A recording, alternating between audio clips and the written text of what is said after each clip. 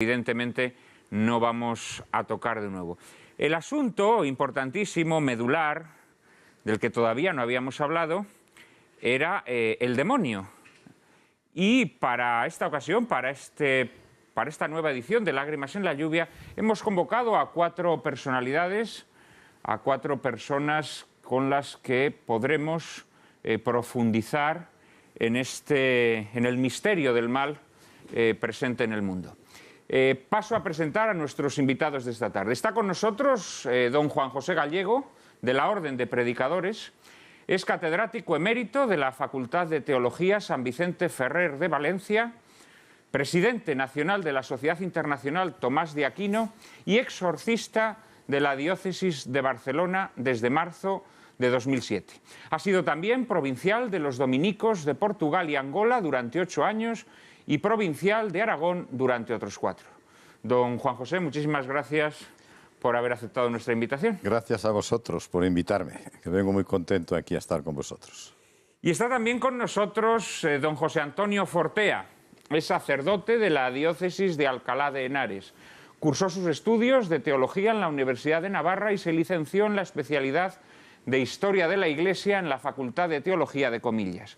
En 1998 defendió su tesis de licenciatura, El exorcismo en la época actual. Entre sus obras merecen destacarse Summa demoníaca, Memorias de un exorcista, así como un ciclo de 10 novelas sobre el Apocalipsis. Actualmente está en Roma realizando su doctorado en teología. Muy buenas tardes también, Padre Fortea, muchísimas gracias por acompañarnos esta tarde en Lágrimas en la lluvia. Es un placer. Y desde Navarra, donde estaba pasando su descanso estival, está con nosotros uno de mis teólogos predilectos, don José Antonio Sayés. Es sacerdote, doctor en teología por la Pontificia Universidad Gregoriana de Roma y profesor de Teología Fundamental en la Facultad de Teología del Norte de España, con sede en Burgos. Ha escrito más de 40 obras de teología y filosofía, entre otras merecen destacarse La esencia del cristianismo, diálogo con Karl Rahner y Hans Urs von Balthasar, Señor y Cristo, curso de Cristología, Teología de la Fe, Teología Moral Fundamental, El misterio eucarístico, Cristianismo y filosofía, La Trinidad, Misterio de Salvación, La gracia, Teología y vida, Filosofía del hombre, o este libro que tengo entre mis manos, libro yo diría que indispensable para entender la realidad del demonio y lo que la teología católica nos enseña sobre él, el demonio, realidad o mito. Muchísimas gracias. Gracias también, a ti, don Juan José Manuel, Antonio, por invitarme, y efectivamente yo también, como el padre Gallego, he venido con mucho gusto aquí. Gracias. se lo agradezco de verdad porque en efecto cada uno de ustedes ha venido desde muy lejos, desde tierras de Cataluña y desde tierras navarras, aquí hasta Madrid para estar con nosotros esta tarde. Y por último, cierra este cuarteto de ases alguien a quien ustedes ya conocen, puesto que nos acompañó la temporada pasada en el programa que dedicamos a las adicciones. Se trata de Juan Matías Santos, es profesor de psiquiatría en la Universidad Complutense de Madrid y anteriormente ha sido lector de psiquiatría forense en la Universidad de Cardiff. Autor de numerosas publicaciones científicas, su dedicación principal es el estudio de enfermedades mentales con base biológica, pero también está muy interesado en el impacto que las nuevas formas de vida tienen sobre la enfermedad mental. Ha intervenido como perito, psiquiatra y asesor en psiquiatría y salud mental en varios asuntos canónicos. Juan Matías, muchísimas gracias por estar de nuevo en Lágrimas en la lluvia. Buenas tardes y muchísimas gracias a vosotros. Bueno, y ya que eres veterano y porque sé que la película no te ha gustado del todo, estaría bien que tú hicieras algún comentario a La noche del demonio, la obra de Jacques Tourneur que nuestros espectadores acaban de contemplar. Bueno, creo que habéis hecho, María y tú, una excelente disección cinematográfica. A mí la película como película sí que me ha gustado, debo decirlo, pero más allá de las formas cinematográficas, en las que vosotros sois más expertos que yo, a mí lo que me sorprende, hasta cierto punto, es la falta de un sacerdote en medio de todo esto. Es decir, cuando aparece el demonio, aquí no aparece ningún sacerdote, no hay nada sobrenatural en todo esto. Digo que me sorprende hasta cierto punto, porque entiendo que esto es un producto auténtico del Quinto Imperio, de ese imperio anglosajón, donde el racionalismo y el liberalismo son sus bases constitutivas. Sí, bueno, y el paganismo. Es decir, no en vano la película se abre con esas imágenes de Stonehenge, ¿no? Pero no el paganismo, ¿eh? no el paganismo, el neopaganismo. Bueno, el neopaganismo transformado. Que es peor. Sí, infiltrado en la sociedad cristiana o poscristiana. Pero ciertamente la película tiene, sí, una atmósfera pagana, ¿no? También el autor del Maleficio de las Runas, M.R. James, en cuyo relato se basa esta película, era un autor, era un arqueólogo y paleógrafo al que le gustaba rodear siempre sus relatos de un clima como de recuperación del paganismo, ¿no? Que ha sido una tentación de las sociedades occidentales de forma muy marcada desde la Ilustración, ¿no? Y a través del romanticismo, hasta llegar a nuestros días en donde el paganismo realmente campa por sus fueros, ¿no? Pero está bien vista esa observación. Padre Fortea, ¿a usted qué le ha parecido la película? Bueno, hay que verla con los ojos con que se veían las películas en aquellos años. Bueno, pero usted puede hablar a calzón quitado, ¿eh? Sí. Bueno, yo cuando la he visto he tratado de meterme en la mentalidad de aquella época, que es una mentalidad mucho más ingenua, mucho más sencilla. La gente se introducía completamente en la trama y yo intentaba verla como la veía a los 10 años cuando veía Sábado Cine o Mis Terrores Favoritos. Es entonces cuando se disfruta esta película o una obra sencilla medieval que hable también sobre el tema del demonio. No podemos ser excesivamente duros con ella como no lo podemos ser con las cántigas medievales. Incluso las apariciones del demonio al principio y al final, que fueron obra del productor y que el director se resistió totalmente, no, a mí no me han desagradado. Yo creo que nos dan la medida, el sabor del cine de aquella época. Y la gente se quedaba genuinamente horrorizada cuando veía esas escenas. Cuando veía 20.000 leguas de viaje submarino, a mí me aseguraba un sacerdote que las mujeres gritaban en el cine. Y ahora causa gracia, pues las mujeres gritaban en el cine viendo esos tentáculos. Yo creo que hay que verla de ese modo. En la película sale todo, sale el tema del maleficio, sale la aproximación también ingenuamente racionalista de aquella época respecto al tema, sale todos los temas universales acerca del demonio aparecen en la trama de un modo o de otro. Y antes cuando hablaba Juan Matías Santos de esa presencia del paganismo, de esa ausencia de un sacerdote, veía que José Antonio Sayés asentía. Supongo que algo de esto también usted ha captado en la película, ¿no? Sí, estábamos hablando al principio entre los dos y estábamos de acuerdo. Es decir, no se ve en esa película para nada el triunfo de Cristo sobre el demonio.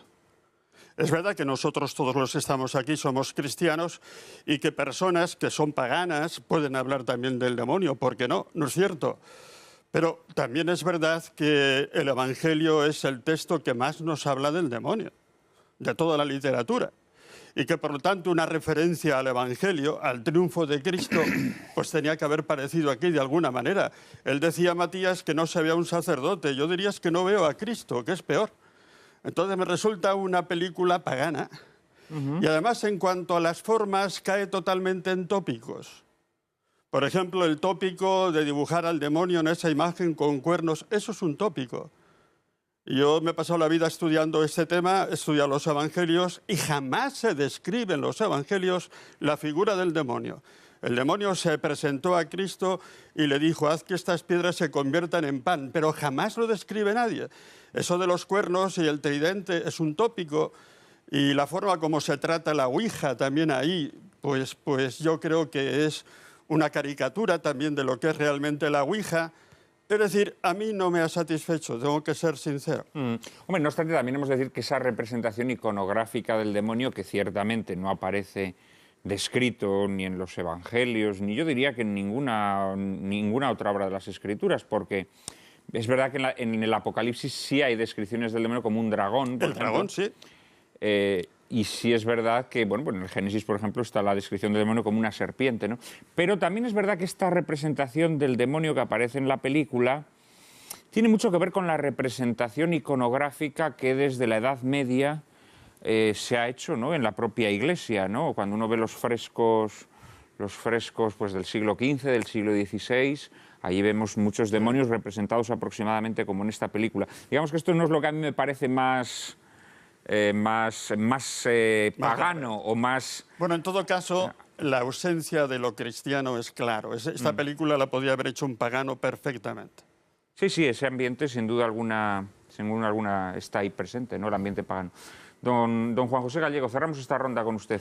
Sí, yo tengo que decir que la película, la primera vez que la vi, me quedé un poco en la idea del padre Sayés, también caí un poco en ella.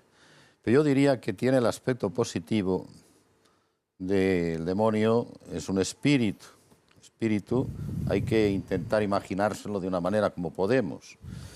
Yo diría que hay algunos momentos importantes donde por lo menos es algo misterioso, quitando esas dos escenas, primera y última, que se ve clarísimamente. Yo diría que por lo menos intenta presentar una realidad. Esto que quizá es importante tenerlo en cuenta, porque cuando nos encontramos con estas realidades, son realidades que de alguna manera hay que revestirlas de alguna manera, y quitando esas dos que, según habéis dicho, esto no lo sabía yo, se las impusieron al director. Sí, las apariciones de ese demonio, sí, ese demonio raro, tan aparatoso. Sí. Que por una parte yo recordaba pues un poco un gato grande, que yo había encontrado un caso en una revista y en un libro que decía que había un sacerdote que se le aparecía por la noche, un gato muy grande, y me lo recordaba.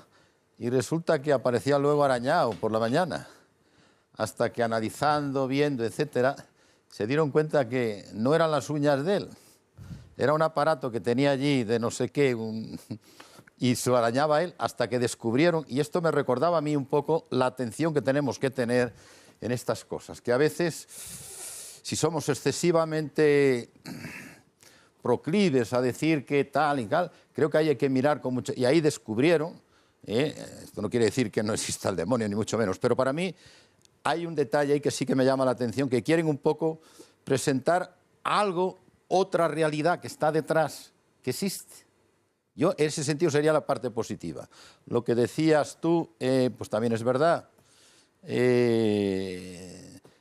No es cristiana, no es católica, etcétera. No hay nada ahí, no el sacerdote. Lo que decías tú, que creo que es lo más importante, falta Cristo. El sacerdote, al fin y al cabo, actúa en nombre de Cristo y en nombre de la Iglesia.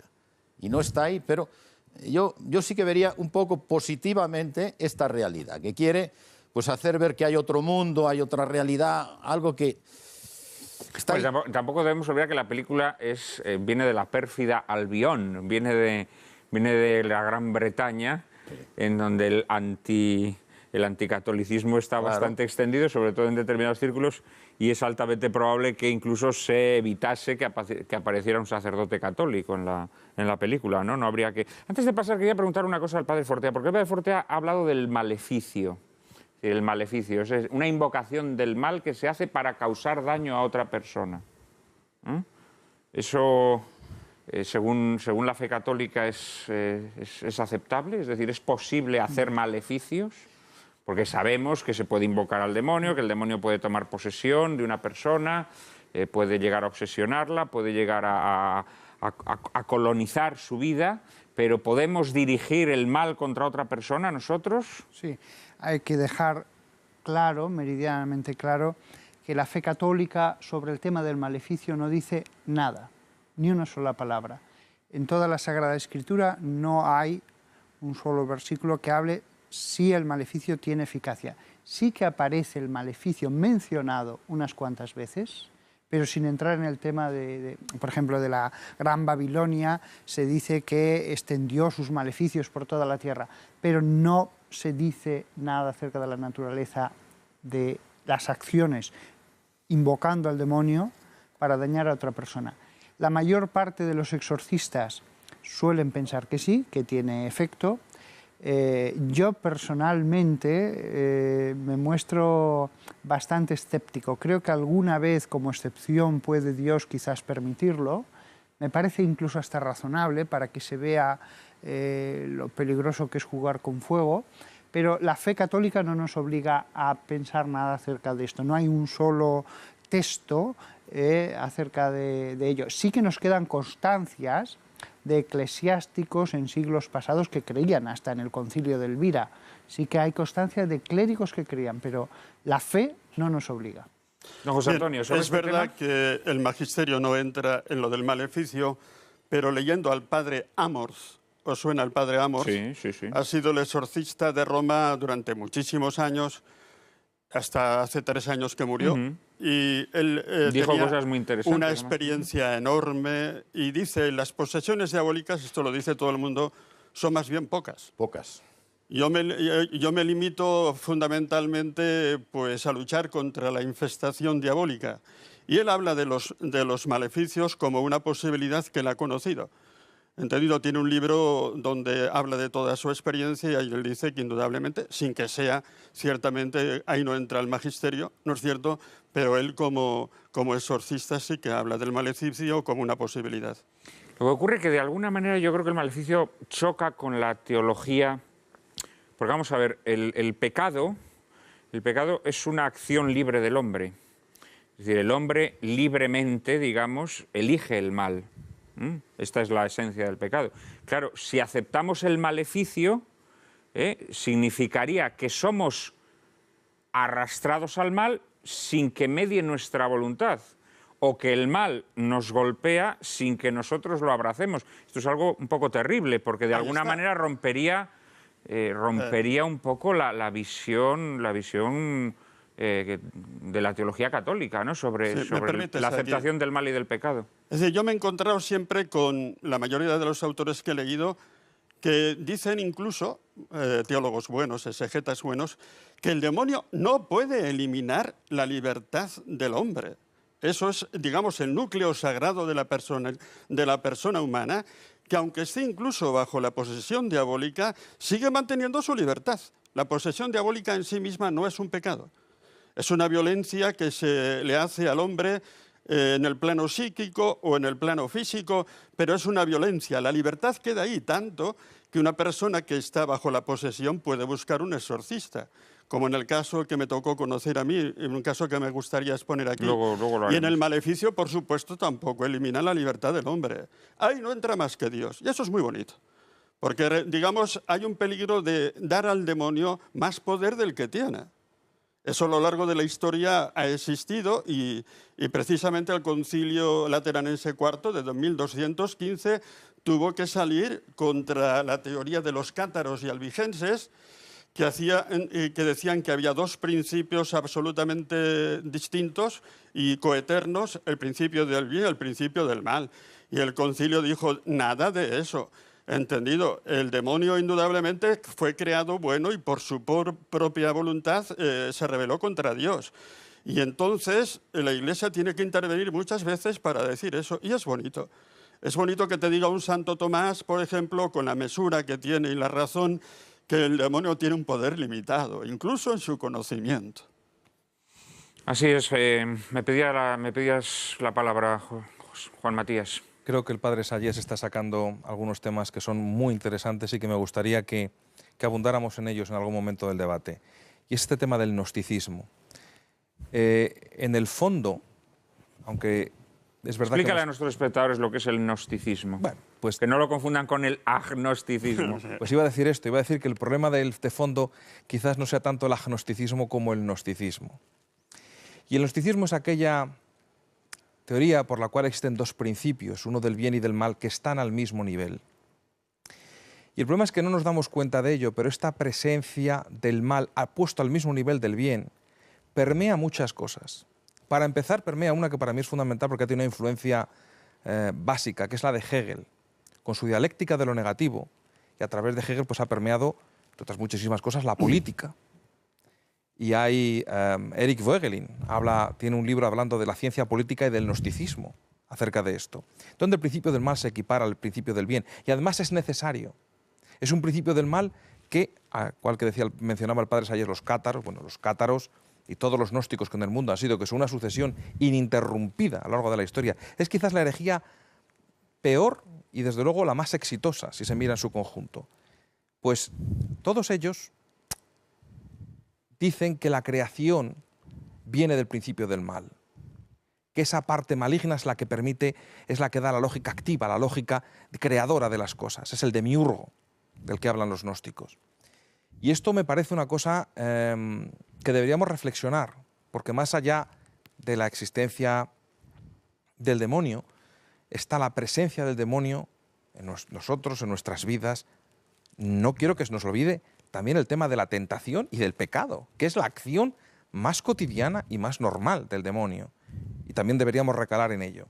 Evidentemente. Pero también, digo, aparte de la existencia del demonio, está su actuación a lo largo de la historia. Y entre ello, me parece que lo gnóstico ha sido algo fundamental. Don Juan José, en su experiencia como exorcista, estos temas que estábamos tratando antes de entrar en esta discusión que ha surgido en torno al maleficio y, bueno, y lo que hemos dicho aquí, ¿cuál es su opinión al respecto? Bueno, yo diría que lo que dice el padre Fortea es cierto, no hay ningún texto así clarísimo que lo diga, pero yo, en la experiencia que tengo, yo no recordemos sé si... recordemos que el padre Gallego es exorcista en la diócesis de Barcelona.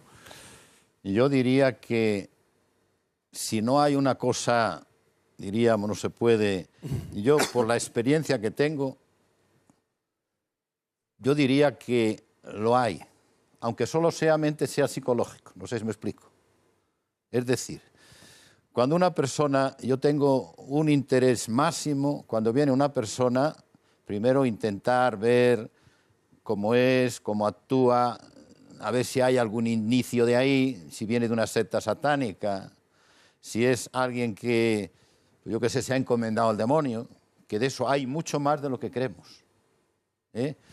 Y entonces, normalmente la gente, yo no sé si es real o es ficticio, o es, diríamos eso, vienen convencidos que yo empecé a tener esto desde tal día porque tal persona me maldijo. Y digo, yo no me atrevería a hacer una afirmación absoluta en ese sentido, pero sí que digo que, de hecho, yo los casos que he tenido bastantes, hay un inicio y normalmente hay que probar a ver si aquel inicio es verdadero, pero ellos le echan la culpa, es mi cuñada, es mi no sé quién, es aquella que tal, es aquella que me arruinó. Y yo ahí lo que tengo, la explicación, que no es muy teológica, pero creo que es positiva. Yo digo que ahí lo que está pasando es que esta persona que viene allá viene convencidísima de que la maldijo alguien. Y entonces le hizo lo que llamamos, decía el padre Fortea, le hizo un maleficio. Yo lo que sí que digo es que, y lo apuntabas tú, de que creo que esa tesis que tú has sacado hay que tratar con ella porque es fundamental. Es decir, muchas cosas que tenemos ahora los exorcistas, etcétera, hay ya cosas que vienen de 4000 años.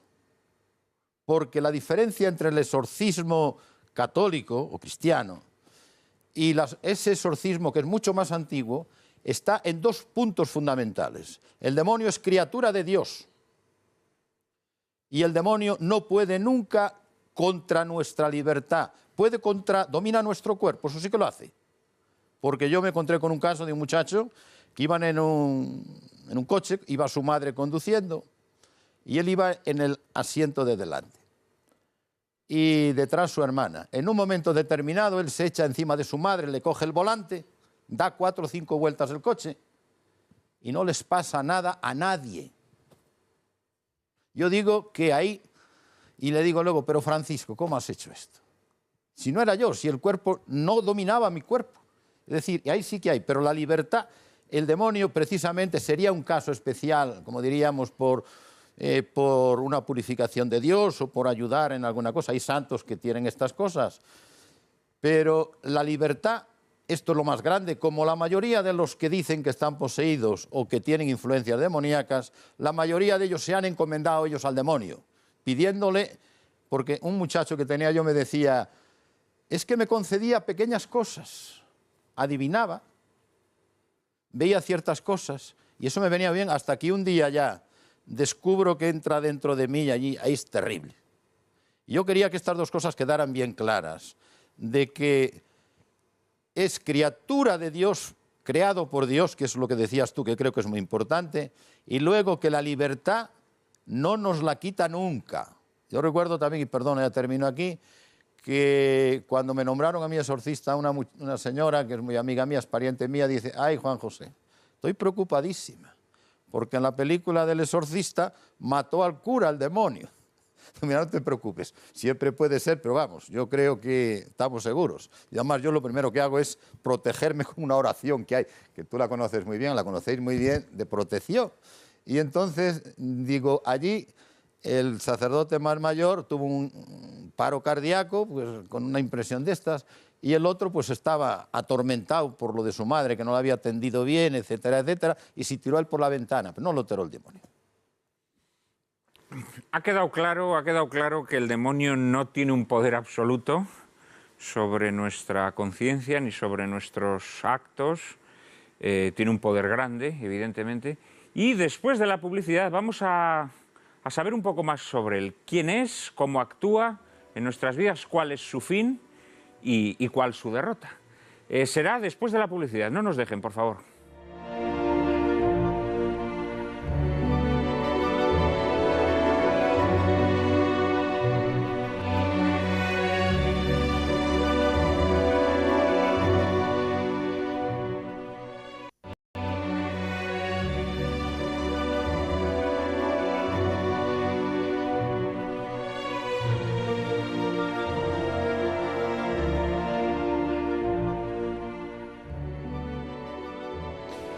Muy buenas tardes, otra vez, aquí estamos con ustedes en Lágrimas en la Lluvia y les decía que íbamos a hablar del demonio, de su naturaleza, de su acción en nuestras vidas, en el mundo y de su fin. María Cárcava nos introduce en el asunto. Leemos en el Catecismo que el mal no es una abstracción, sino que designa a una persona, Satanás, el maligno, el ángel que se opone a Dios. El diablo, de diabolos, el que separa, divide, el enemigo, es aquel, añade, que se atraviesa en el designio de Dios y su obra de salvación cumplida en Cristo. La Iglesia Católica profesa la existencia del demonio como una verdad de fe a partir de los abundantes testimonios de las Escrituras. Y es que tanto en el Antiguo como en el Nuevo Testamento el demonio aparece designado de muy diversos modos. Satán, Belcebú, antigua serpiente, legión, maligno, príncipe de este mundo, espíritu inmundo, etc. Toda la vida de Jesucristo está trufada de menciones al demonio. Se le aparece durante su retiro en el desierto antes de empezar su vida pública y muchos serán luego los endemoniados que se le acerquen. En la última cena, antes de despedirse de sus discípulos, Jesús implora al Padre: no te pido que los saques del mundo, sino que los protejas del maligno. Y toda su predicación no puede entenderse en realidad sin la presencia de este factor del mal.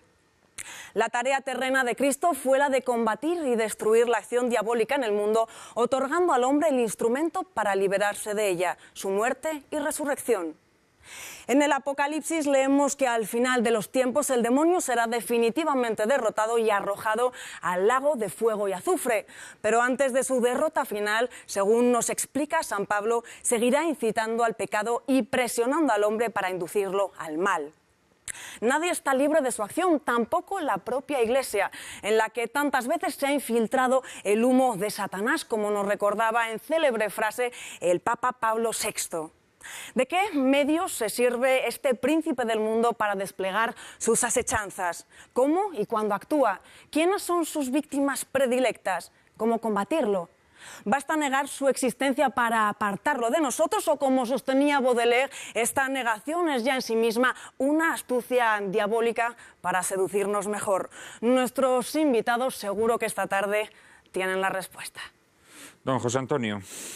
Vamos a ver. ¿Le ha parecido ortodoxa la exposición de María? Además, citando el catecismo. Citando el catecismo. Déjenme ustedes que les diga que el catecismo de la Iglesia Católica ha sido la gran batalla contra el demonio. Sí, señor. La gran victoria de la Iglesia Católica. Lo digo porque yo trabajé en él 2 años a las órdenes de Schönborn y a veces tuve la impresión de tocar al Espíritu Santo con las manos. Pero tienes una pregunta que hacer. Sí, no le pregunta. Estas preguntas que nos lanzaba María, cómo actúa el demonio, sobre quiénes actúa, cómo podemos preservarnos o defendernos de su acción. ¿Basta no creer en él para que no actúe en nuestras vidas? No, son muchas las preguntas. Muchas las preguntas. Yo diría, empezaría por el final. Es mejor creer en él. Saber que existe, porque existe y tiene un poder sobre nosotros. Es un ser superior a nosotros. Pero creer sabiendo toda la verdad, que está vencido por Jesucristo. Y que, por lo tanto, si nosotros pues nos revestimos de Cristo, como decía San Pablo en la carta a los Efesios capítulo 6, tenemos la victoria sobre el demonio y nos quitamos un miedo. Y realmente yo diría que ser cristiano precisamente es vivir la libertad en todas las dimensiones, porque el pecado no tiene la última palabra si nosotros queremos. No tiene la última palabra el sufrimiento. En el cielo, si nosotros vamos allá, no existe el sufrimiento y la muerte no tiene la última palabra. Es decir, el cristianismo es la victoria sobre las fuerzas del mal en este mundo. Y entonces, Juan Manuel, yo empecé a estudiar el tema del demonio no por morbo, no, sino porque yo me daba cuenta, hay un principio en los padres griegos que se llama akoulousia ton dogmaton, la conexión de las verdades de fe, de los dogmas. Si tú te cargas un dogma, dañas a otros dogmas. Si tú entiendes una verdad, entiendes mejor las demás. Yo me daba cuenta de que si no tenía claro el tema del demonio, porque a mí nadie me habló, nunca en ninguna parte me dio una charla sobre el demonio en mis estudios, ni siquiera en los buenos años de la Gregoriana, jamás. Y entonces, pues yo me di cuenta que si no tenía claro el tema del demonio, no iba a entender nunca el infierno. Si yo no tenía claro el demonio, no iba a entender nunca el pecado original. Y sobre todo no iba a entender la misma actuación de Cristo. Porque el enemigo del reino que Cristo trae es el demonio, no son las legiones romanas. Si Jesucristo hubiera dicho, el reino de Dios ya está aquí porque los romanos empiezan a marcharse, yo me haría teólogo de la teología de la liberación. Pero es que dijo Jesucristo, capítulo 12 de San Mateo, si yo echo los demonios con el dedo de Dios, es que el reino de Dios ha llegado ya a vosotros. Y la lucha que tiene con Cristo es el demonio. Si uno que es fuerte, dice el mismo capítulo de San Mateo, el demonio mantiene una casa, pero viene otro más fuerte que le desposesiona de su poder, él es el más fuerte que nos libera del demonio. Y por lo tanto, ciertamente, pues tenemos que empezar por ahí. Y no olvidemos una cosa, este domingo pasado teníamos una lectura en la del Nuevo Testamento, ¿no? En que vemos que Jesucristo dice a Pedro, Pedro le dice, tú eres el Mesías, el Hijo de Dios. Muy bien, Pedro, esto no te lo ha revelado la carne o la sangre, sino mi Padre que está en los cielos. Pero cuidado, Pedro, porque el Hijo del Hombre tiene que ir a Jerusalén, ser entregado a los sumos sacerdotes y muerto, y al tercer día resucitará. Y dice Pedro, ¿pero qué estás diciendo? Acabo de decir que tú eres el Mesías, que nos hemos pasado toda la vida esperando en este pueblo. Tú nos vas a liberar de Roma, yo voy a ser tu primer ministro. Ese era su lenguaje. Y ahora dices que vas a la cruz.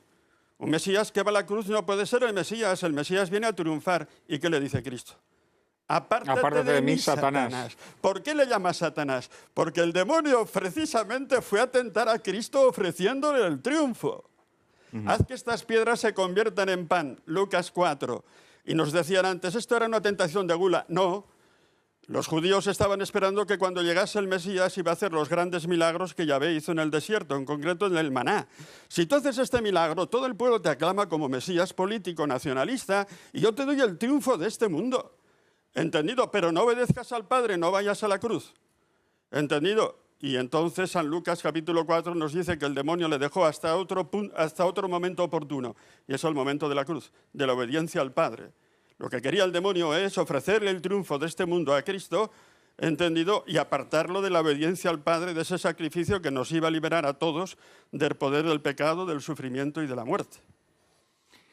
Don Juan José, me pedía la palabra. Bueno, yo quería leer un texto del Papa Pablo VI, que es un texto, a mi modo de ver, un texto preciso y que nos señala lo que es el demonio. O sea, dentro de la fe dice, el 15 de noviembre de 1972 nos decía Pablo VI, el demonio es el mal que existe en el mundo. Es el resultado de la intervención en nosotros y en nuestra sociedad de un agente oscuro y enemigo, el demonio. El mal ya no es solo una deficiencia, sino un ser vivo, espiritual, pervertido y pervertidor, terrible realidad, misteriosa y pavorosa.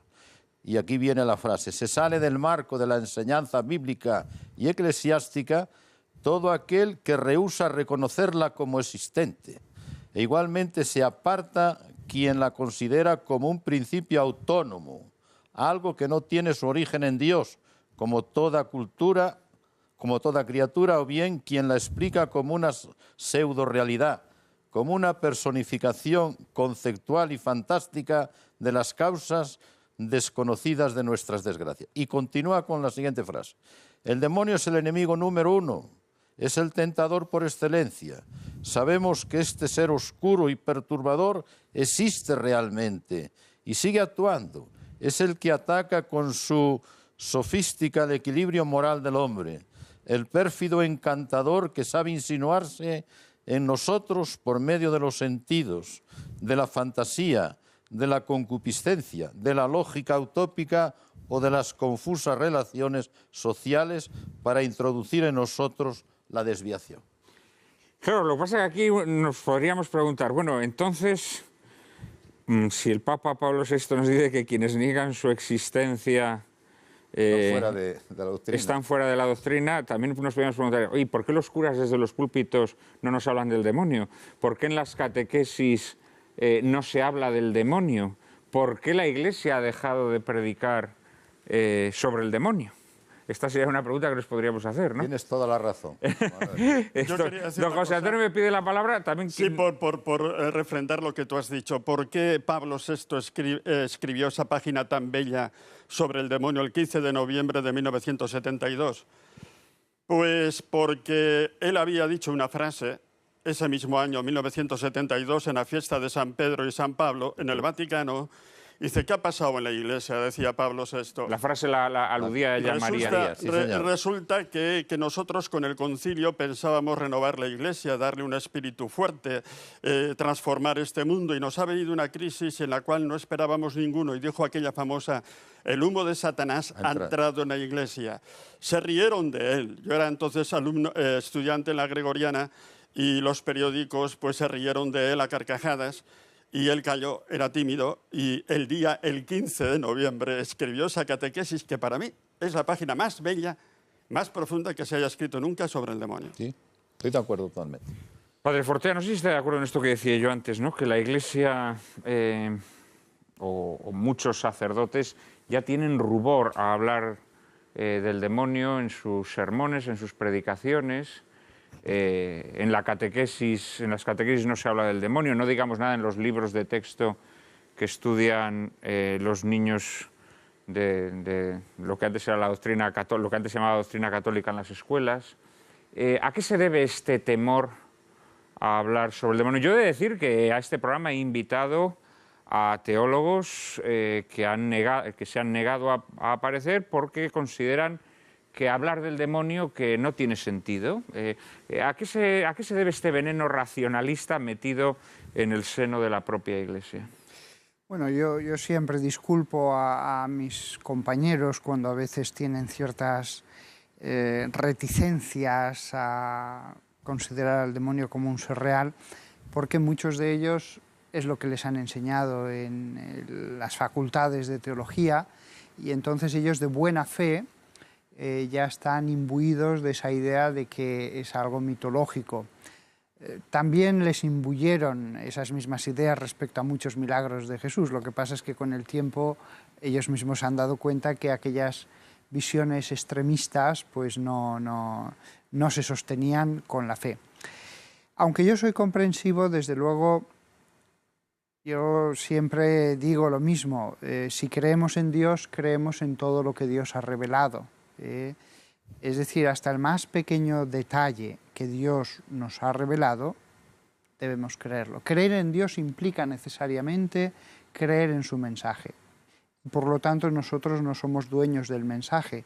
Nosotros lo escuchamos de rodillas, nosotros lo aceptamos, penetramos en él, profundizamos, pero no escogemos qué creemos o qué no creemos. Juan Matías. Un pequeño apunte psicológico por aquello de traer las aguas a mi molino. En primer lugar, refrendar lo que hemos dicho al principio. El golpe maestro de Satanás es hacernos creer que no existe. Eso en primer lugar. En segundo lugar, una tentación que existe al respecto del demonio es aquella tentación morbosa por la cual voy a averiguar de este tipo de cosas y me voy a enterar de este tipo de cosas. A mí una cosa que me sorprende que es que en aquellas ediciones de la Divina Comedia que se hacen en 3 volúmenes, el volumen que más se vende siempre es el del infierno. ¿Cómo puede ser esto posible? Bueno, evidentemente se explica de muchas maneras y hay que tener en cuenta también la antropología, esa sana antropología católica, de que nuestra naturaleza está herida, no es una naturaleza dañada, como dicen los gnósticos y dicen muchos de los protestantes, es una naturaleza herida que es distinto, y evidentemente tenemos una inclinación hacia el mal. Eso hay que decirlo claramente. Pero una inclinación que podemos vencer con nuestra libertad, como nos decías ayer. Con la gracia. por Con la supuesto. gracia, la libertad ayudada por Claro, la la libertad ayudada por la gracia. Hay una persona que es el padre Malachi Martin, que fue exorcista en Nueva York, que tiene una tesis que yo, cuanto más la he estudiado, más difícil me resulta creer. Y menciono esto porque es un hombre que es muy conocido y que ha tenido su gran difusión mediática incluso. Él habla de la posesión perfecta. A mí me cuesta creer eso. La economía de Dios es una economía de salvación y nos deja siempre ese resquicio del libre albedrío para que incluso ante una cosa tan grave como puede ser una posesión podamos siempre recurrir a la ayuda de la gracia y de la Santa Madre Iglesia.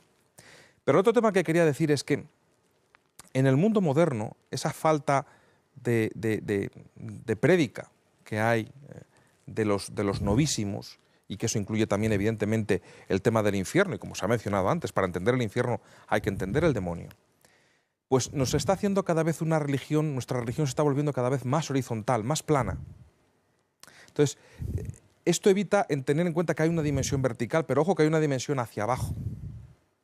Hay una dimensión hacia abajo. Dicen algunos, no sé si esto es verdad, pero es muy bonito, que el mismo lugar donde Cristo murió, allí están enterrados nuestros primeros padres, Adán y Eva, y que la sangre de Cristo se derramó, cayó sobre ellos de alguna manera, sobre ellos también. Eso implica que la labor de Cristo, que en su vida está ejemplificada porque se pasa el rato, aparte de que por supuesto predicando y por supuesto instituyendo los sacramentos, sobre todo en la parte final de su vida pública, pero también lo hace eliminando demonios, expulsando demonios, curando, y hay gente que se cura porque tiene enfermedades naturales y gente que son curados porque están endemoniados, según nos cuentan las Escrituras. Yo insisto que la falta de prédica acerca de todo esto nos está haciendo psicológicamente más planos y más horizontales. Don José Antonio, ¿qué le podríamos decir a muchos católicos de buena fe que piensan, bueno, pero vamos a ver, pero ¿cómo un Dios de amor ha podido conceder poder al demonio? Yo les digo lo siguiente. Porque Jesús también en un determinado momento de las Escrituras nos dice, y le ha sido concedido poder para vencer a los... o para... no para vencer, para... Vamos a ver, pues porque nuestro Dios ha tenido una costumbre, la tiene siempre, que es respetar nuestra libertad. A nosotros, a ti y a mí nos ha hecho libres. Y con esa libertad con la que tú y yo pecamos, otros son santos. ¿No es cierto? ¿No? Y entonces, pues también a los ángeles les hizo libres. Y hay una frase de Juan Pablo II que la he leído precisamente de manos de un judío de Roma, Levi, diciendo: Dios concedió al hombre el don de la libertad y luego tuvo que pagar las consecuencias de esa misma libertad. Vino el pecado, vino el sufrimiento, vino la muerte, ¿no es cierto? Dios nos ha hecho libres y a los ángeles les hizo libres. Y eso corre un riesgo. Y al hacer al hombre libre, pues Dios corrió un riesgo, qué duda cabe. Y el primer hombre pecó. El primer hombre pecó, y no con ese pecadito de coger una manzana. La manzana esa no aparece en el Génesis. Quiso ser como Además, Dios. yo le he seguido la manzana esa, le he seguido la pista y no aparece hasta el siglo XII, de manos del teólogo Abelardo, francés. Sí. Hasta el siglo XII no aparece la manzana. Era la prohibición de comer del árbol de la ciencia del bien y del mal, que es una imagen de que el bien y el mal lo determina Dios y el hombre y la criatura obedece. Entonces el demonio va a tentar al hombre diciéndole, come de ese árbol, rebélate contra Dios, se te abrirán los ojos y serás como Él.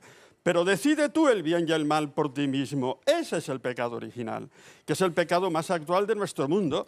Nuestro hombre de hoy tiene una soberbia y quiere determinar por sí mismo el bien y el mal al margen de Dios.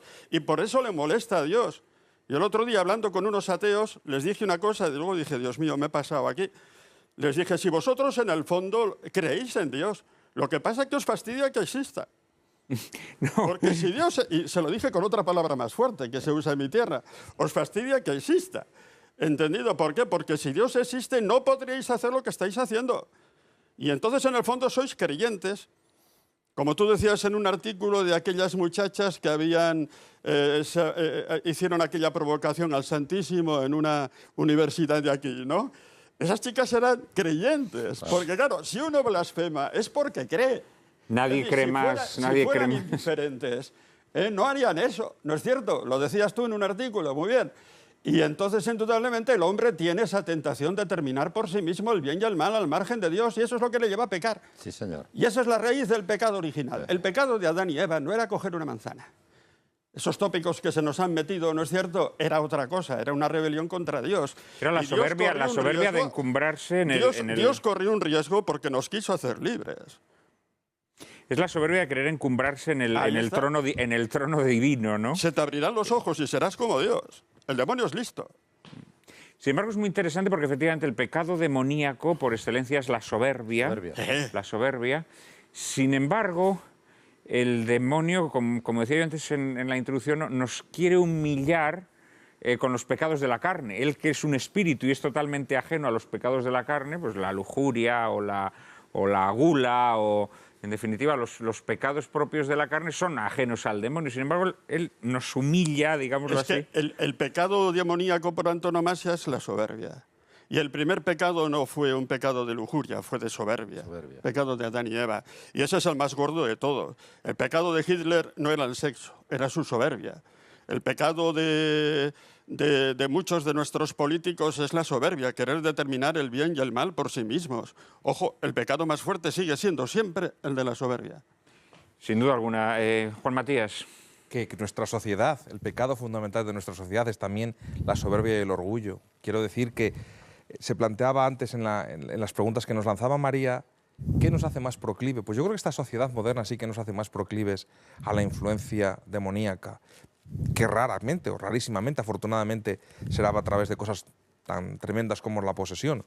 Pero la tentación es mucho más permanente ahora, porque nuestra raíz es una raíz titánica, es prometeica, es de orgullo, nos sentimos superiores a todo, tenemos hasta la desfachatez de juzgar a los anteriores con nuestros propios criterios. Y eso está ahí, y ese orgullo es el que nos ha sido transmitido. Y uno de los motivos que se puede dar lugar sería igual que hay 5 vías de Santo Tomás para creer en Dios, se podría hablar de muchas vías para creer en el diablo, pero yo pongo por delante. Es que en la sociedad moderna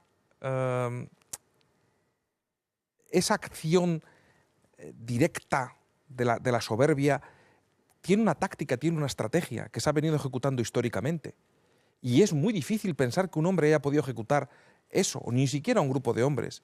Por eso, esas conspiraciones in extremis, si existen, lo son porque hay una inteligencia superior de índole angélica que las controla a ellas.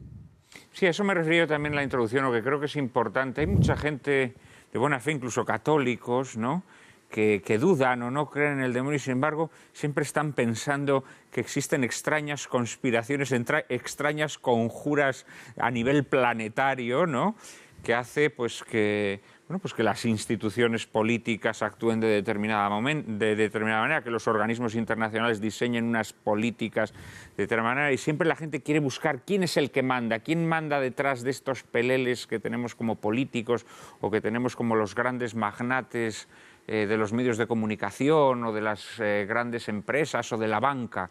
Y siempre la gente quiere pensar que existe una secreta urdimbre, ¿no?, de personas confabuladas, y en cambio es incapaz de aceptar la existencia de una criatura no humana, ¿no?, una criatura que está por encima del hombre pero por debajo de Dios, que es quien orquesta todo esto, ¿no? Esto es llamativo y es uno de los signos también de la incredulidad de nuestro tiempo. Pero descendiendo un poquito... Sí, perdón, don José Antonio, diga.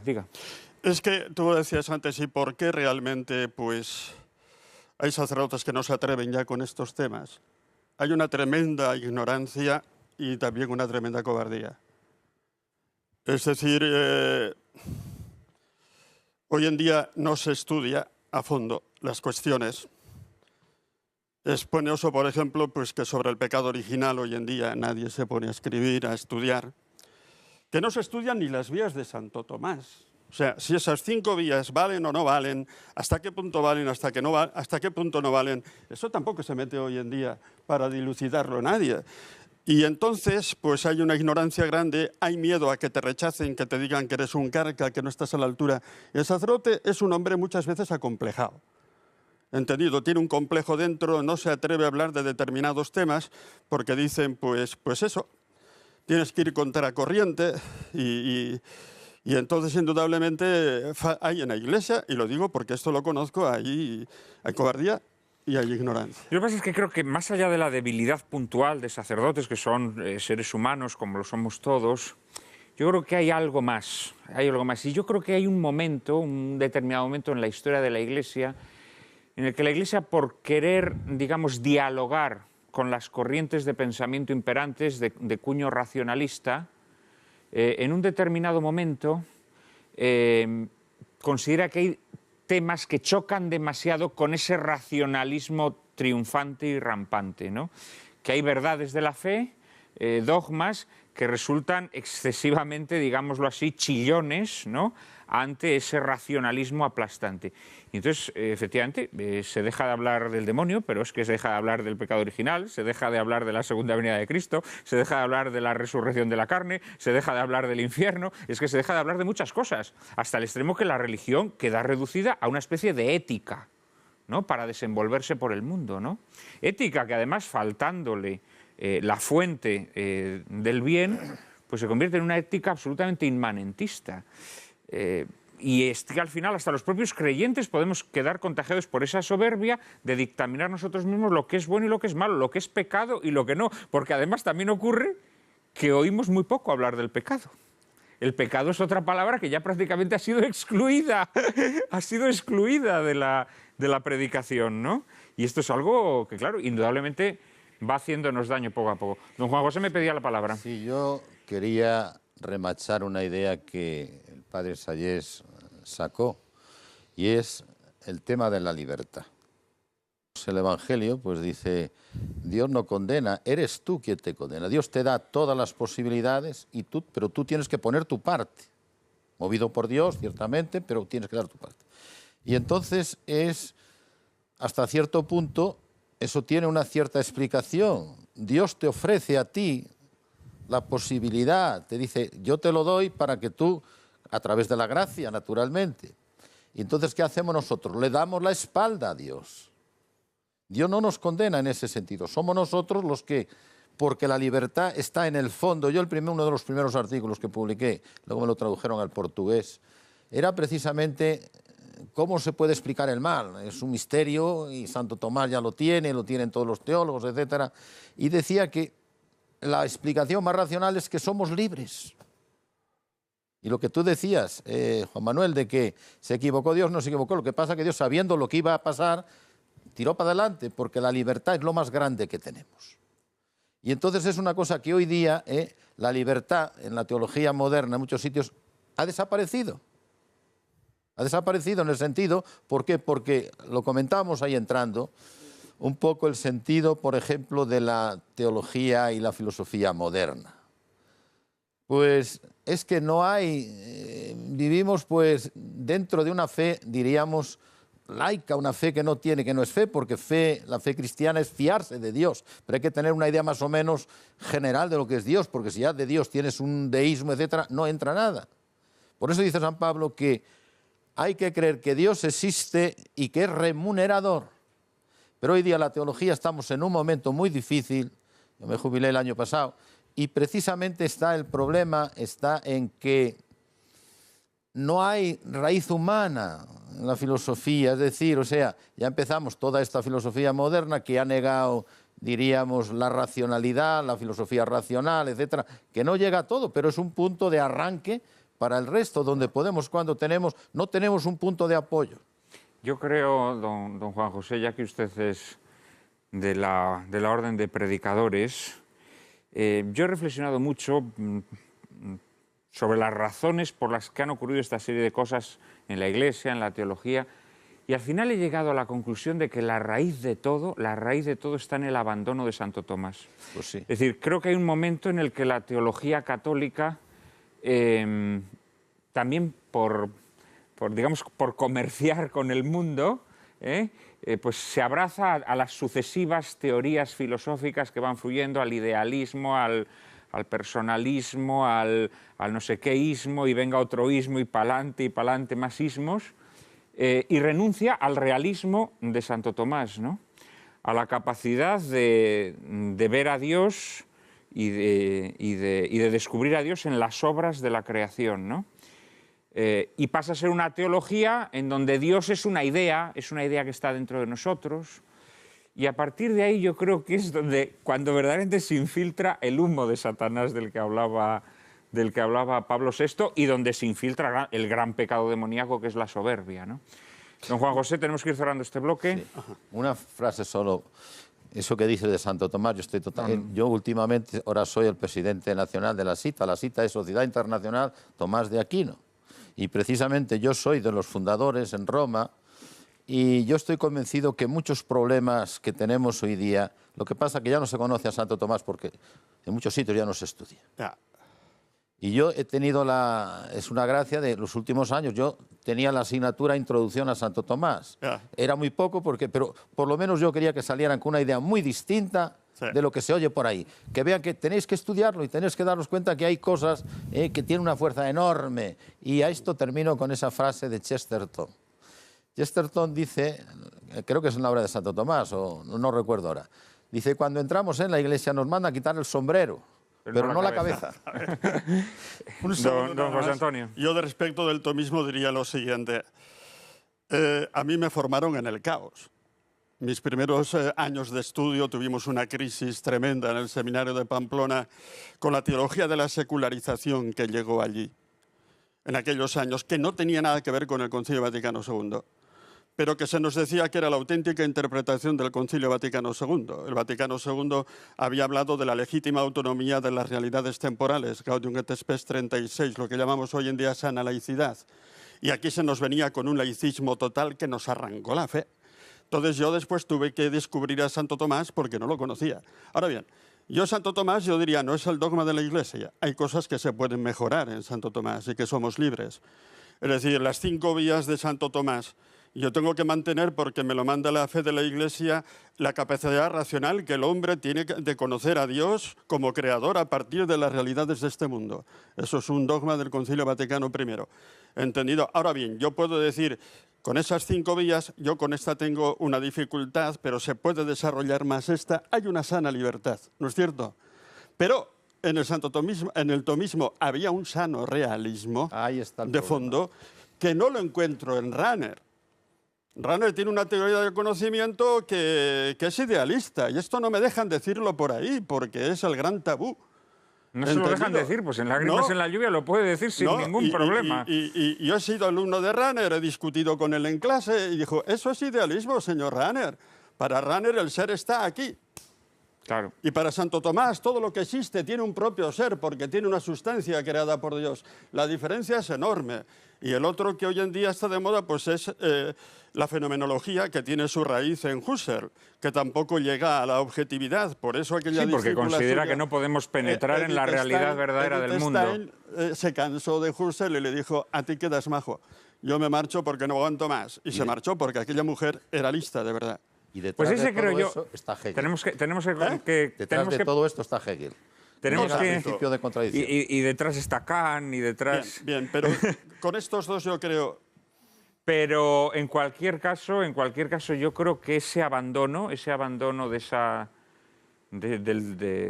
Santo Tomás y de una teología realista, no idealista, Yo creo que ahí es donde empezó a meterse el humo de Satanás que decía Pablo VI en la Iglesia. En un minuto vamos a seguir hablando del demonio y en este caso más concretamente de posesiones demoníacas. No nos dejen, por favor.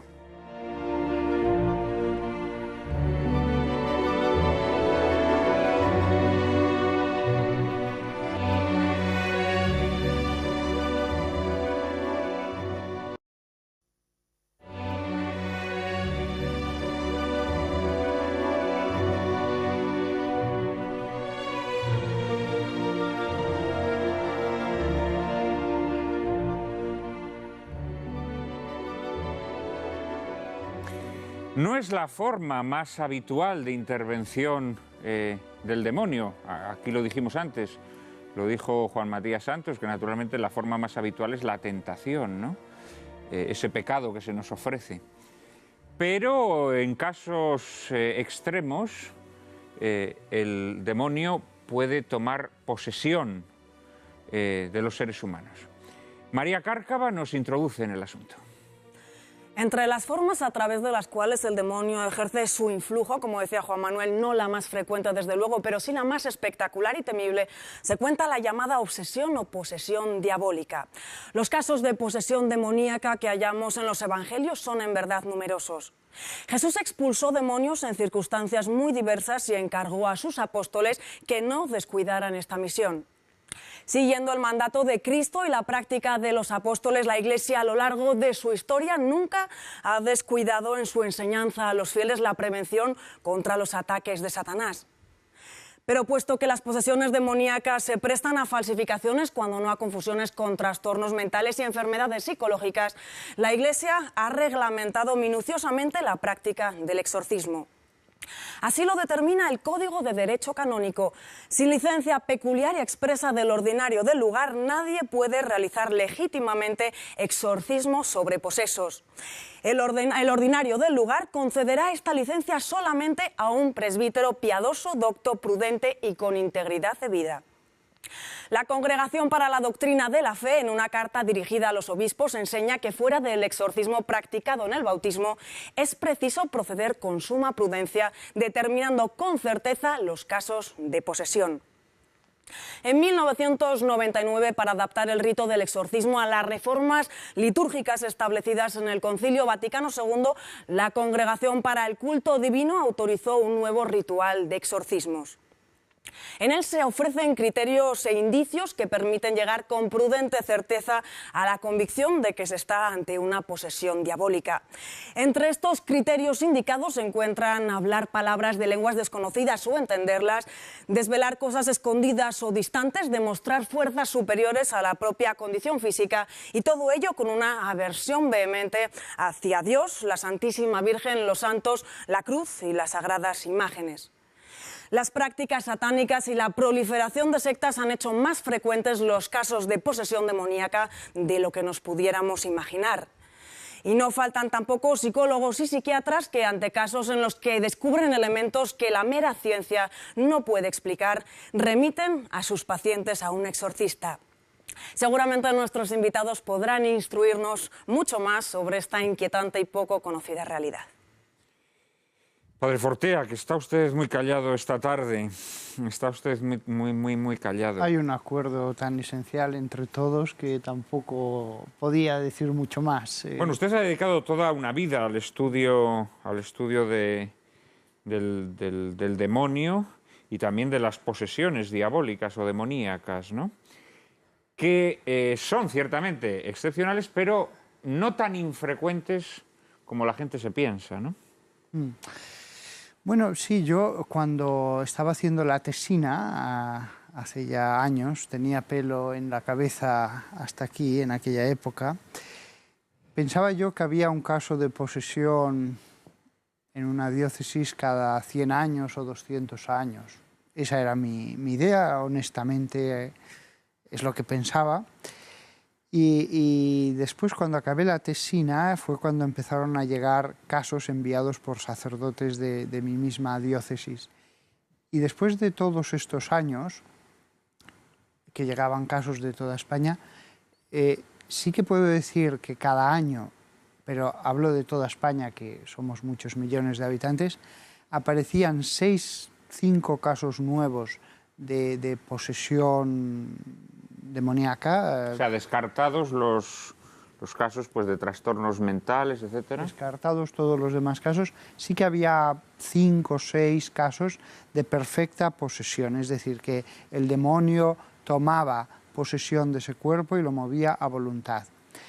Después, lo que sí que era muchísimo más frecuente eran los casos de influencia demoníaca. Casos que venían, oraba y efectivamente se producía una reacción que indicaba la presencia de una entidad maligna dentro. Descartados también los casos que eran meramente psicológicos o psiquiátricos. Esos sí que eran muy frecuentes. Yo diría que alrededor de, vamos a ver, yo recibía por la mañana y por la tarde, todos los días. Al cabo del día venían siempre pues unas 12 personas cada día. Pues yo diría que un 15%, un 10% por lo menos sí que tenía alguna influencia. Cuando yo oraba, esa persona perfectamente sana, tenía ganas de vomitar, empezaba a tener un temblor en las manos o en las piernas, sentía una presión fortísima en la cabeza, etcétera, etcétera.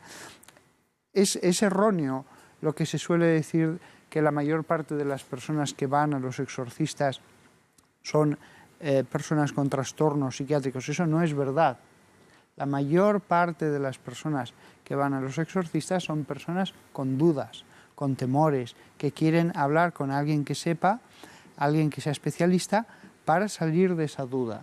Pero no son enfermos mentales. Sí que un tanto por ciento de todos los que venían tenían enfermedades mentales. Y desde luego, la influencia es más frecuente de lo que me imaginaba yo. Bueno, yo creo que es muchísimo más de lo que nos pensamos, porque, por ejemplo, mostrar aversión al crucifijo no es una prueba de influencia diabólica. Una persona atea no tiene por qué sentir aversión ante un crucifijo, del mismo modo que yo no lo siento ante las piedras de Stonehenge, ¿no? Sí, pero o ante un templo o una imagen de Buda. ¿Por qué hay gente que siente aversión al crucifijo? Sí, pero la diferencia esencial... Quiero decir, al crucifijo o a imágenes religiosas, o a la Virgen María, a la virginidad de María, por cierto. Hay mucha gente que tiene aversión a esa idea, ¿no? Ejemplos de todo esto lo vemos en esta manifestación que hubo hace unas semanas, coincidiendo con la visita del Papa. Había gente que mostraba una aversión frenética, ¿no? En sus pancartas se veía a los signos religiosos, ¿no? Lo que sucede es que para que sea una manifestación demoníaca, no debe ser una reacción que pasa a través de la inteligencia y que uno voluntariamente la quiere tener, sino que tiene que ser una manifestación de otra voluntad. Casi un acto reflejo, digamos. No. Una manifestación de otra voluntad, aunque la persona no quiera. Aunque la persona en ese momento quiera ser amable, refrenarse, ser educada, etc., va a haber una serie de manifestaciones que ella no puede evitar. La aversión al crucifijo, para que sea signo de influencia demoníaca, tiene que tener unos signos muy específicos, no vale cualquier aversión. Desde luego, una persona que voluntariamente, libremente, por su inteligencia, por su educación, por un trauma, por una enfermedad mental incluso, haga todo tipo de blasfemias, de insultos al crucifijo, a lo que sea, eso no es signo de influencia demoníaca ni de posesión. Tiene que ser de un modo determinado. Cuando se produce de un modo determinado, allí hay un demonio, y cuando realizas el ritual, se manifiesta en toda su plenitud y será liberado. Y al final no tendrá ninguna aversión. Una persona que, por ejemplo, pues ha sido educada en el ateísmo, en el anticlericalismo, y que voluntariamente rechaza el crucifijo, hace signos de blasfemia, etc., no hay exorcismo que valga. Es él el que quiere hacerlo. Esa es la diferencia radical entre la presencia o no presencia de una entidad, que la presencia toma posesión de ese cuerpo, no de la mente, de ese cuerpo, o al menos va a producir una serie de reacciones absolutamente imposibles de evitar por parte de la persona y que son totalmente distintas de las que ese sujeto va a hacer en estado normal. Don Juan José. Sí, yo lo que acaba de decir el padre Fortea, yo os puedo decir que los casos que he tenido, que habré tenido más de 300 casos en los años que llevo, yo creo que sí que sale. Es usted exorcista desde el año 2007. Sí. Y desde el año 2007 hasta ahora, o sea, en apenas 4 años o menos de 4 años... Yo creo que 300 personas o más han pasado, algunas han pasado varias veces. Porque en este sentido hay una cosa que hay que evitarlo, y es que el exorcismo es un sacramental, en el cual interviene enormemente no solamente el que lo da, que actúa en nombre de la Iglesia, como nos ha dicho María, sino también el que lo recibe. Y si yo tengo algún caso, no lo sé, tengo algún caso donde yo he hecho ahí todo lo que he podido, yo creo que hay alguna entidad ahí y no consigo, no se ve, viene allí, sigue teniendo los mismos síntomas. Y el otro día tuve un caso de un profesor universitario, que es un hombre, estaba estudiando y me mandó unos informes diciéndome no sé qué, y ya no sé lo que era, lo que él decía. Y yo le dije, mira, yo lo que te voy a hacer aquí es un acto religioso de la Iglesia Católica. Es decir, es un sacramental. No es un sacramento, es un sacramental. Y ahí hace falta que tú, en primer lugar, te fíes de lo que estamos haciendo aquí, porque vienes, si quieres otras cosas que hay por ahí, vete allá. Y me ha ayudado bastante porque este señor ha empezado a, yo no sé, está todavía, sigue viniendo, es un profesor universitario. Y está esto, y esto creo que es fundamental. Se puede hacer porque los apóstoles reciben de Jesucristo el poder de expulsar los demonios. Y los obispos son los herederos de esto. Y el que ejerce el exorcismo es aquel que actúa en esta fe. Por eso yo, os lo digo, yo he tenido que purificar la fe de una manera impresionante. Porque claro, hay un momento, dice, no estaré haciendo yo aquí el ridículo. Lo digo sinceramente, por eso os decía que la película El Rito, yo había momentos que me sentía totalmente identificado con aquel que luego termina muy mal, etcétera. Y os Se digo la refiere a verdad, una película que se ha estrenado recientemente, El Rito, protagonizada por Anthony Hopkins. Sí. Una película muy recomendable que invitamos a nuestros espectadores a ver. Acaba de ser editada en DVD hace poco. Prosiga, por favor. bueno, y entonces yo creo que esto es fundamental. El exorcismo, hay casos donde yo, la verdad, un poco, lo decía el padre Fortea, pero hay algunas cosas que yo matizaría. Yo la certeza total y absoluta de que aquello es una posesión, no la tengo de ningún caso. Creo que sí. Tengo indicios. Sobre todo si ha habido pues invocación al demonio, si ha habido pues esto que dice él, que es una matización muy interesante. Pero es que yo he tenido casos de personas cristianas y personas de estas, empezar el exorcismo, reaccionar con unas blasfemias que te asustas. Y te piden perdón, es que no soy yo. Esto te lo dicen, casos que he tenido con personas además muy cultas. Y entonces el exorcismo es un milagro de Dios, porque tú no puedes hacerlo. Y si tú lo haces, puede ser que sea una enfermedad, que a lo mejor no sabemos lo que es, y tú tienes la suficiente habilidad para, no sé, crear un clima que le ayuda. Y aparte de estas blasfemias o palabras ofensivas contra la fe, estos otros signos de los que María nos hablaba, el hablar lenguas extrañas, el conocer cosas escondidas, el mostrar una fuerza sobrehumana, ¿estos signos los ha apreciado? Los he apreciado, no en todos, en varios. El otro día un caso que tuve de un muchacho que habla lenguas. Yo no lo sé qué lengua es la que habla. Pero amigo, el otro día, estando yo con él, me suelta una frase en perfecto latín que me decía, te mando y te prohíbo que vuelvas a rezar más Pater Nosters. Y su madre entendió Pater Nostro. Padre Nuestro dice, pues sí, reza muchos Padre Nuestros. Yo ahí me quedé un poco desconcertado, porque lo primero que hice es averiguar a ver si verdaderamente aquel muchacho, porque además era un latín perfecto, los casos concordaban todos. Dice, ¿qué vas a ver si no ha cogido nunca un libro de tal y cual? Aquello me hizo a mí reflexionar y me hizo a mí... Y sobre todo, lo que os puedo decir es que yo de los casos que he tenido, quizás solamente uno no venía convencido de que tenía influencias demoníacas. Los demás, todos, venían allí precisamente porque me preguntaban, ¿pero son creyentes los que vienen? Claro que son creyentes, porque vienen a encomendarse a Dios. Han recorrido, a mí me dice alguno, es que los tienes que mandar al psiquiatra. Digo, sí, ya vienen de él. Y esto vienen de él, porque ya han recorrido. Él dice, ¿has estado? Sí, he estado en todos los psiquiátricos de Barcelona.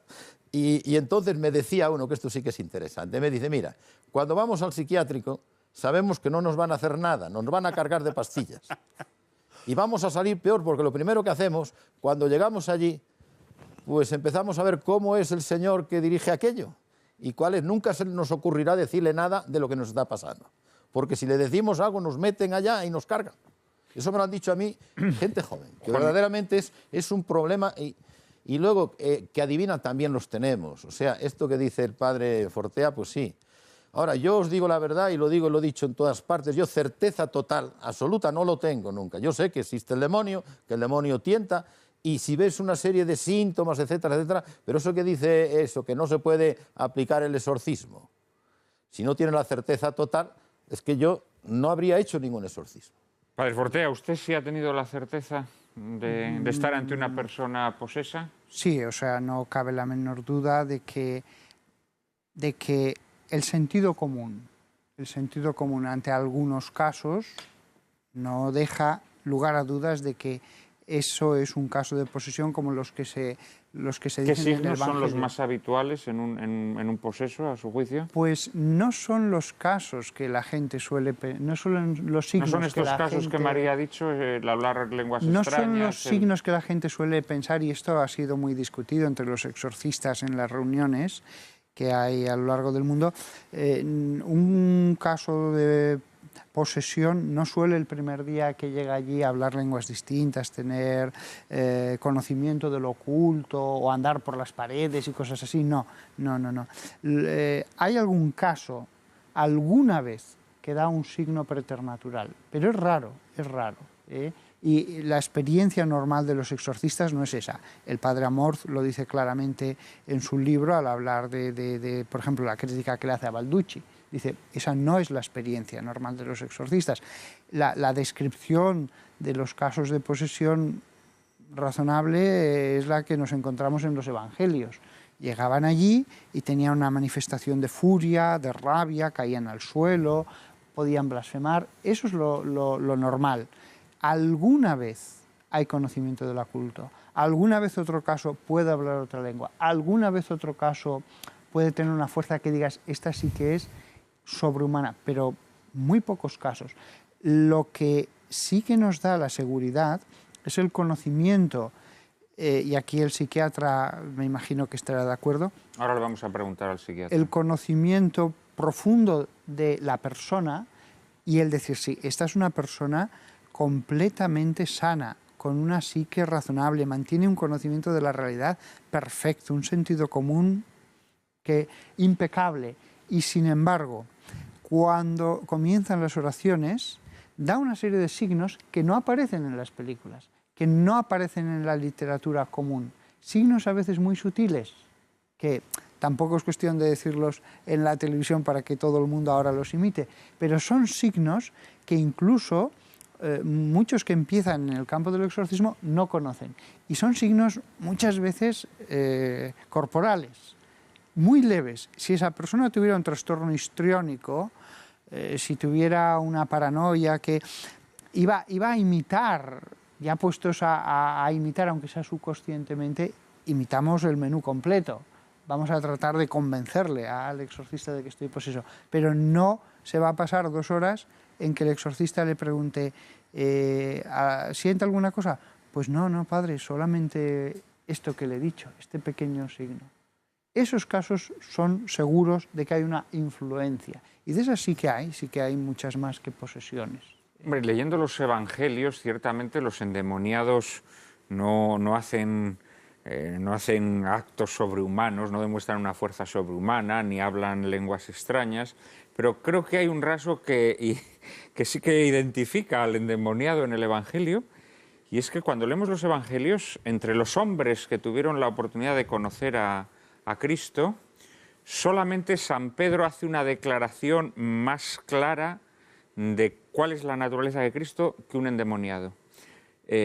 Todos conocemos la frase de Pedro, les pregunta, ¿quién dice la gente que soy yo? Y dicen, unos dicen que Elías, otros que Jeremías, otros que Juan el Bautista, otro que alguno de los profetas, y le dice, ¿y vosotros quién decís que soy yo?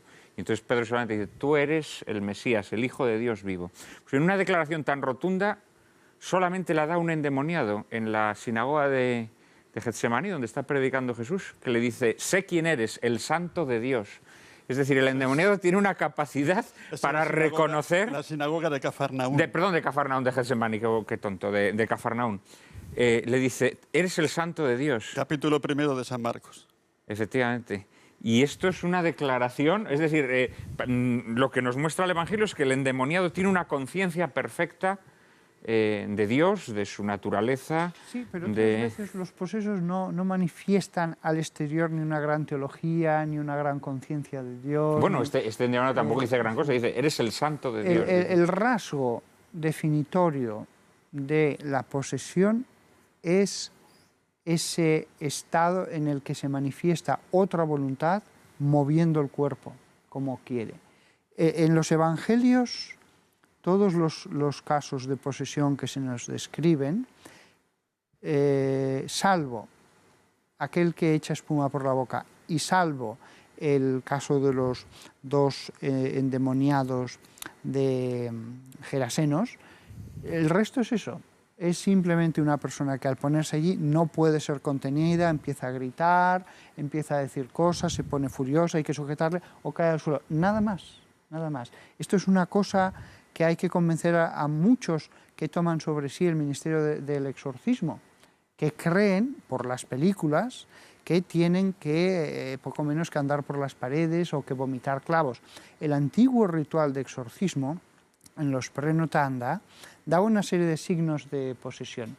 Y después añadía, cuantos más signos se acumulen en un solo sujeto, más cierta será la posesión. Pero en ningún momento dice, tiene que aparecer uno de estos signos. Ya. Juan Matías, yo supongo que en tu práctica profesional como psiquiatra te habrás tropezado con personas en las que has detectado algún tipo de síntoma que no explicaban simplemente los trastornos mentales. Y además tengo entendido que has trabajado en asuntos canónicos.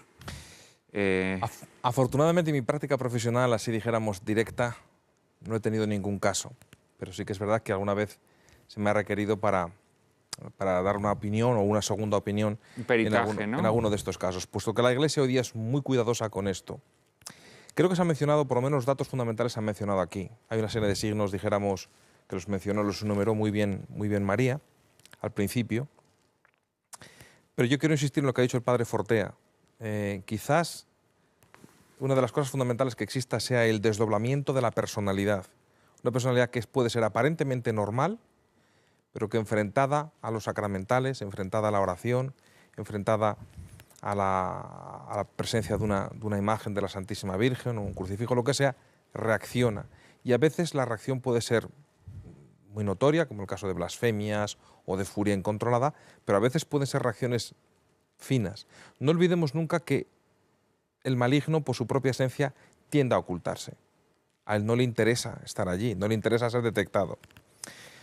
En general, dicho esto quizás un poquito académico, pero bueno, como aquí hay dos fases, una de constatación y otra de validación, cuando hay la probabilidad, o existe la probabilidad de que alguien tenga una posesión.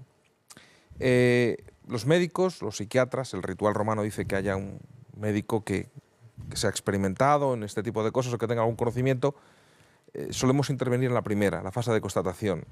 Es tarea del exorcista muchas veces esa validación, que lo hace frente a eso mismo que señalaban el padre Gallego y el padre Fortea, de exponerle, dijéramos, a esas cosas que tienen un poder en sí mismo, como los sacramentales, como el agua bendita, como las oraciones, como las bendiciones. Y es ahí donde se valida esa constatación. Quiero insistir en el tema de la multiplicidad de los signos, que es un tema muy importante. A veces los exorcistas, me cuesta saber que hay casos donde se fían de un único signo, pero muchas veces existe una multiplicidad de signos, aunque sean signos blandos o signos pequeños. Y quiero insistir también en el hecho de que la Iglesia es muy cauta con todo esto. Obliga a que haya un informe médico previo, salvo cuando el caso, dijéramos, es absolutamente evidente. Y nosotros, pues, como psiquiatras, hacemos una evaluación exhaustiva de ese tipo de la persona, de la situación. Vemos que generalmente no responde a lo que son patrones habituales de enfermedades, pero las enfermedades tienen también sus leyes y tienen también sus formas, que son conocidas o reconocidas. Y cuando se aparta de esto, existe multiplicidad de signos, existe este desdoblamiento de la personalidad que acaba, bueno, pues entonces el exorcista valida y empieza con el exorcismo, si procede. Don José Antonio, usted no es exorcista, No. Pero alguna experiencia... Vamos a ver, yo conocí muy de cerca una posesión diabólica de libro. Yo estaba en 1996 dando unas charlas cuaresmales en la Catedral de Alicante y en una de las charlas citas al demonio de paso, ¿no? Y a la salida me espera un señor y me dice: padre, ¿se ve que usted cree en el demonio? Pues claro, pues porque cree Jesucristo, cree la Iglesia. Es que yo he tenido una experiencia del demonio, hemos tenido un caso aquí con el exorcista de aquí tremendo, había ocurrido hace poco. Cuéntenmelo. Y dice: pues mire usted, si quiere, nos juntamos el exorcista, que se llama Agustín Pérez, y yo también voy. Él se llamaba Antonio Torres, y nos juntamos mañana a las 5 en mi casa, y allí fuimos, ¿no? Y me contaron este caso.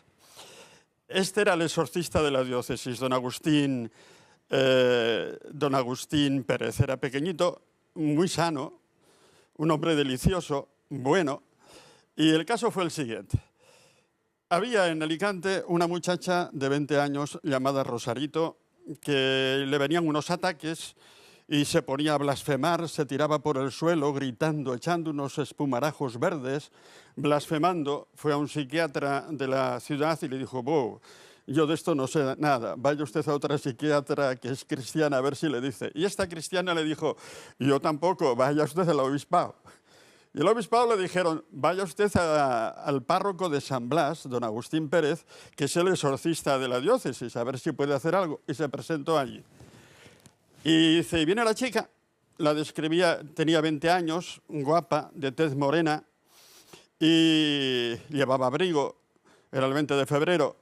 Y entonces, pues claro, te viene y dices, voy a ver si sale algún indicio. Le nombré a la Virgen y nada más nombrar a la Virgen se tira por el suelo blasfemando y los espumarajos verdes. Claro, aquello me impresionó. Entonces la llevé al sagrario y abrí el sagrario, saqué al copón y pegó un manotazo al copón, tiró todas las hostias al suelo y se ponía a pisarlas y gritando con una fuerza tremenda. Y dije, bueno, pues yo ya tenía un interrogante y suelo llevar, decía aquí, siempre en el bolsillo un spray con agua bendita, y aproveché de que se había vuelto de espaldas para echarle un poquito por la espalda, pero que no le pudo tocar la piel porque llevaba abrigo, era invierno, y se me vuelve y me dice, hijo de puta, que me quemas, con una cara tan terrible que ya me llené de miedo. Y ya me decidí a hacer un exorcismo que no había hecho nunca. No lo había hecho nunca. Tuve que buscar un manual y después de buscar encontré uno que estaba en latín y le dije, claro, el de 1614, no había otro. Pero tenía miedo y por eso a la hora de hacer el exorcismo me llevé a 7 hombres cursilistas de cristiandad para que me acompañaran porque tenía miedo. Y empezamos y le dije a la chica, mira Rosarito, vamos a hacer un exorcismo y lo vamos a hacer en latín. Pero no te preocupes porque el demonio sabe lenguas. Y la chica comenzó a contestar en una lengua que para mí decía era árabe. Todos hemos oído el árabe en la calle, las jotas del árabe, ¿no es cierto? Nos suena el árabe. Yo entonces le dije el nombre de Mahoma en árabe que aprendíamos en nuestro bachiller, que es Al-Buqasim Mohamed ben Abdallah ben Abel Mutali al-Qusaysi. Y la chica analfabeta dice, ese es el inventor del Islam. Y era analfabeta. Claro, aquello, yo le dije, mire, me tiene que poner a mí, porque yo me he pasado toda la vida estudiando y ahora me entero.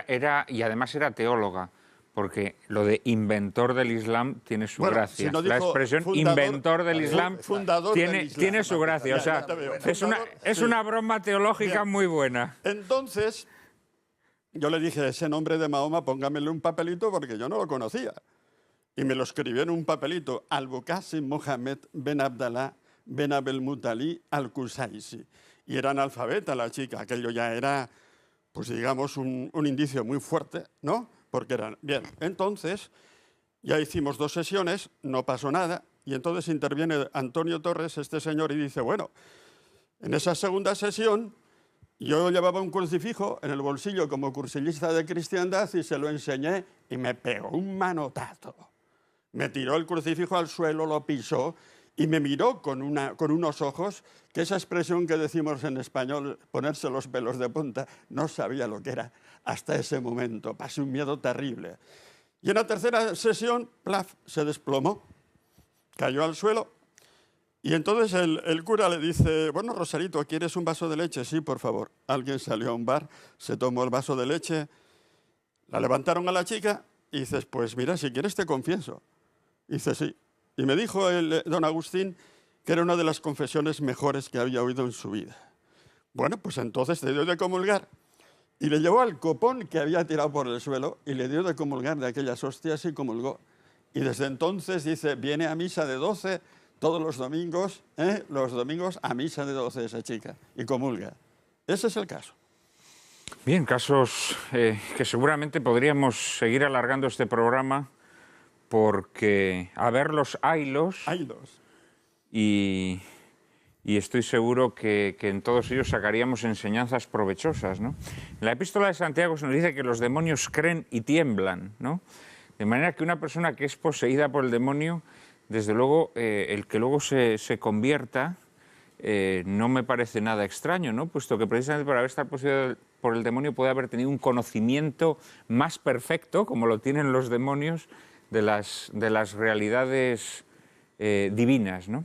En este libro que mencionaba yo al principio del programa, La fe de los demonios o el ateísmo superado, un libro extraordinario que yo recomendaría a todos nuestros espectadores, de Fabrice Hadjak, nos cuenta que el demonio no puede entender cómo Dios ha sellado su alianza con una criatura tan imperfecta como el hombre, tan débil como el hombre, tan frágil como el hombre.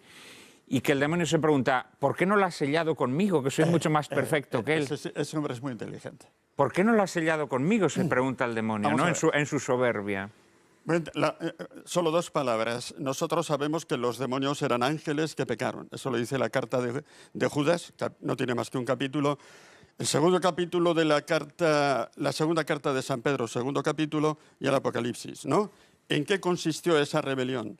Ahí el magisterio no se mete porque la Biblia no lo dice y el magisterio es muy cauto. Pero entre los santos padres hay una explicación que va por ahí. Dicen, algún santo padre ha dicho, nunca se nos dice que los ángeles son hijos de Dios. Son seres superiores a nosotros, pero no. Y entonces hubo un plan de Dios, enviar a su propio Hijo a este mundo y al Espíritu Santo para hacernos hijos de Dios. Entonces ellos se rebelaron contra la propia encarnación porque no aceptaban que nosotros, siendo seres inferiores, tuviéramos una dignidad de hijos de Dios que ellos no tenían. Nosotros no servimos. Es una teoría de los santos padres, no es dogma de la Iglesia y se puede negar. Y ese odio a la encarnación, ese odio demoníaco a la encarnación, una de sus expresiones más evidentes hoy es el aborto. Es la obsesión abortista que hay en Occidente, es de inspiración claramente demoníaca, porque es el odio a la encarnación, es el odio a ese momento, ¿no?, en el que Dios se hace carne. Y claro, cada vez que una mujer queda embarazada, de alguna manera es como un recordatorio de esa alianza que Dios entabló con el hombre, y de ahí el odio también que existe a esa vida, ¿no?, que empieza a germinar. En fin, ha sido un programa estupendo, ha sido un placer contar con vuestras valiosas aportaciones. Desgraciadamente lo tenemos que dejar aquí. Nuestros espectadores ya saben que la próxima semana estaremos con ustedes. Yo me despido hoy de nuestros 4 invitados, deseándoles todo el bien del mundo, especialmente a Juan Matías Santos, que ha venido a nuestro programa con el brazo en cabestrillo. Espero que te recuperes pronto.